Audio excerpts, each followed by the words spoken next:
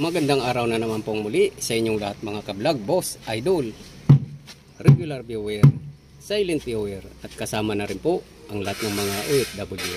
Ang gagawin ko naman po ngayon ay magre-recondition po ako ng starter motor na galing po ng accident car. So ito pong starter motor na to ay gagawin ko pong spare para in case po na may sira yung ibang dump truck. So mayroon na po ako kagad isasalpak. So since yung pinanggalingan po nito ay accident car po, ay hindi na po magagamit. So ito na lang po yung gagawin ko dito. I-recondition ko siya. Chichikin ko po yung internal part nito kung maganda pa po ba yung condition niya. So tinanggal ko na po yung solenoid niya. At yung play ng Bendix drive. So hindi naman po siya maganit. So free po yung ano niya,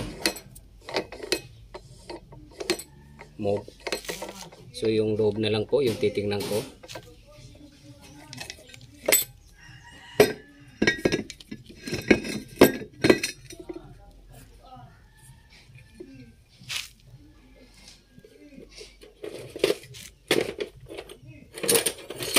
So para mapadali po kasi yung pag-start ng makina, so kailangan po itong starter motor ay nasa condition siya. Dahil yung RPM po na kailangan ng makina para umandar ay nandito po nanggaling sa starter motor. Kung medyo yung mga moving parts po ng internal parts nito ay hindi na po maganda or hindi na nagmo-move ng maayos, ay apektado po yung pag-start ng makina. Dahil napipigilan po yung pag-ikot po ng mga movable parts nito, kailangan po siyang i-lubricate. So yung RPM din po na kailangan ng makina para umistart siya ng madalian, so mababawasan po kung hindi po maganda yung RPM ng starter motor na to. So kailangan po natin na i-recondition at titingnan po natin kung may problema po ba.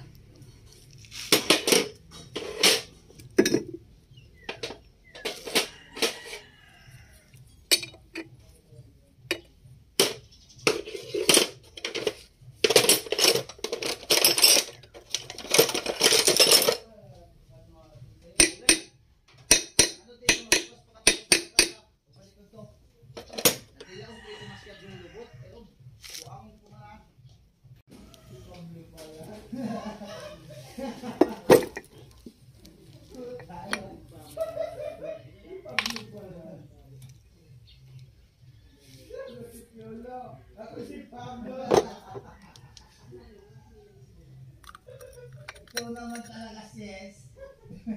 Boyod pa sa sis. So itong grasa pong ito ay sunog na po siya. So kailangan na po talaga siyang grasahan ng panibago. Kasi mapipigilan po yung pag-ikot po ng mga gear na to. So pigil na po siya. Wala na po siyang masyadong dulas. Compare po natin dito sa sa bagong grasa. So talagang itong ano po ay sunog na siya. Nakita nyo po, kulay itim na po. So yung RPM po ng starter na to ay kahit na hindi po siya sira ay mabagal na po siya. Hindi katulad na kapag binago po natin yung grasa nito.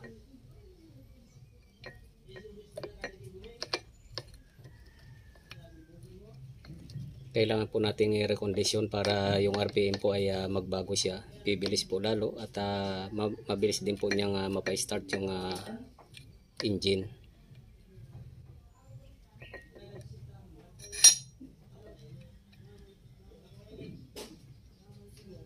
So ayan.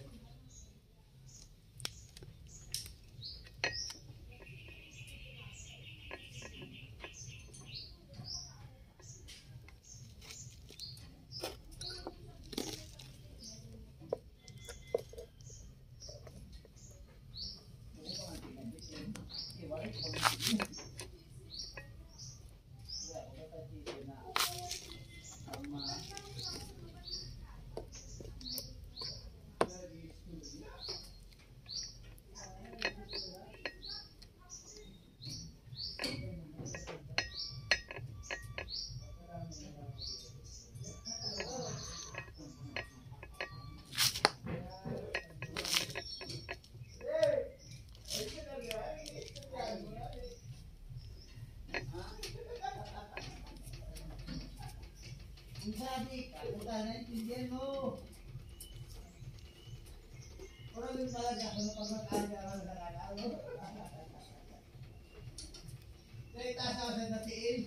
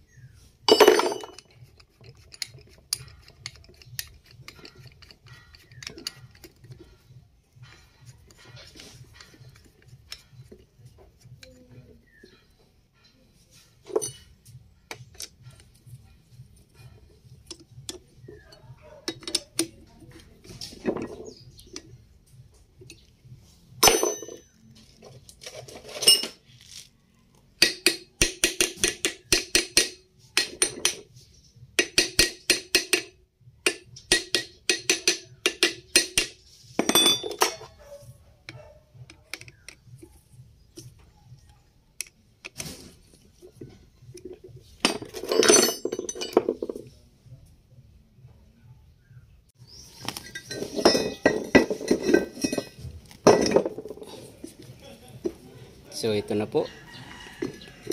Ititesting ko na lang po to sa pag nakakuha po ako ng 24 volts na battery para malaman po kung maganda na po yung kondisyon ng starter na to. So bagong greasing po yung internal parts ng mga gear sa loob, at yung commutator po ay nilinis ko ng papel dili para yung carbon brush ay maganda po yung contact niya. So hanggang dito na lang po muna ang video kong ito. Please like, subscribe na lang po and hit notification bell para sa susunod na mga video. God bless all po.